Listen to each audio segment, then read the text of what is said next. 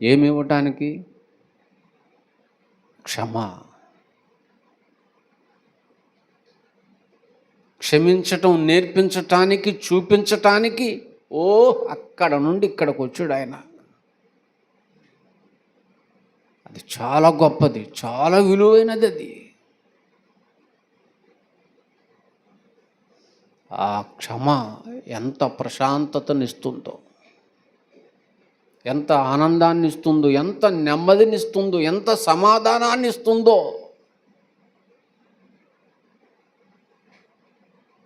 భయంకరమైనటువంటి అగ్ని గోళములో పడకుండా కాపాడుతుంది ఆ క్షమ. కనుక ఇది కలిగి ఉండాలి క్రియగా. ప్రేమకు ఏ క్రియ తోడు కావాలి? క్షమ అనేటువంటి క్రియ. అది లేకుండా కేవలం నాలుకతో, కేవలం పెదాలతో, కేవలం నోటితో ప్రేమను ఒలకపోస్తే సరిపోదు. చిలక పలుకులు వల్లిస్తే సరిపోదు. అదే చెప్తున్నాడు ఆయన ఇక్కడ. కనుక దాని ఫలం నువ్వు చూపించాలి. ప్రేమ యొక్క ఫలమే క్షమాపణ. ఆ ఫలం నీలో కనపడాలి, నువ్వు చూపించాలి. యేసుక్రీస్తు వారు చూపించాడు ఆ ఫలాన్ని.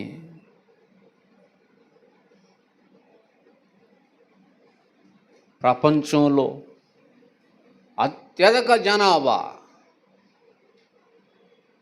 దేవుని యొద్దకు రావడానికి కారణం యేసుక్రీస్తులో వాళ్ళు చూసిన ఫలం. ప్రేమ, దానికి తోడైన క్షమ అనే క్రియ. వాటిని చూచి ప్రపంచం వచ్చింది ఆయన దగ్గరికి.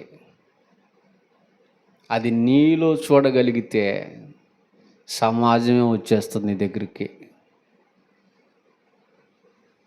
ఆయన దగ్గరికి ప్రపంచం వచ్చింది, కనీసం నీ దగ్గరికి సమాజం రాదా?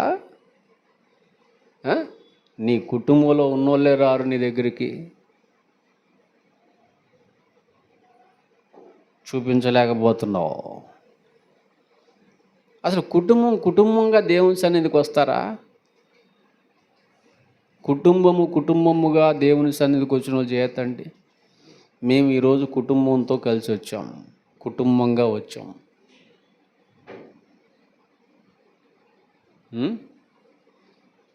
అంటే మీరు విశ్వాసులు మాత్రమే, మీకు పరలోకం లేదు.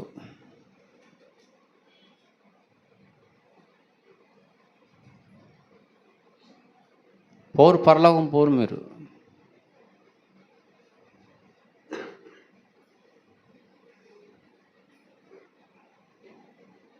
పోవాలనుకుంటే రండి, వాక్యంలోకి రండి.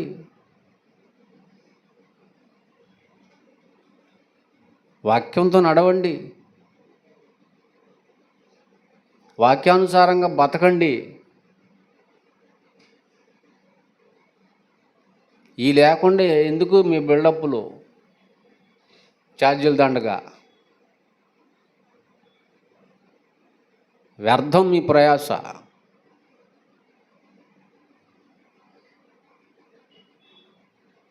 ఇంకెంతకాలం చెప్పాలి? ఎంతకాలం? ఈరోజు ఎవరి చేతన చెప్పిద్దాం వాక్యం అనుకుని, ఎందుకు ఓపిక లేదు నా దగ్గర.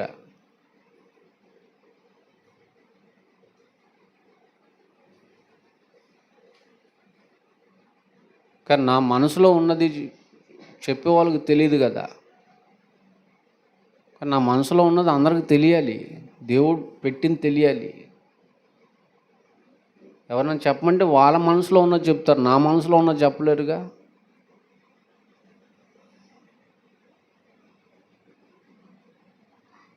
కొంచెం ఓపిక చెప్తారు అని ప్రార్థన చేసుకుంటే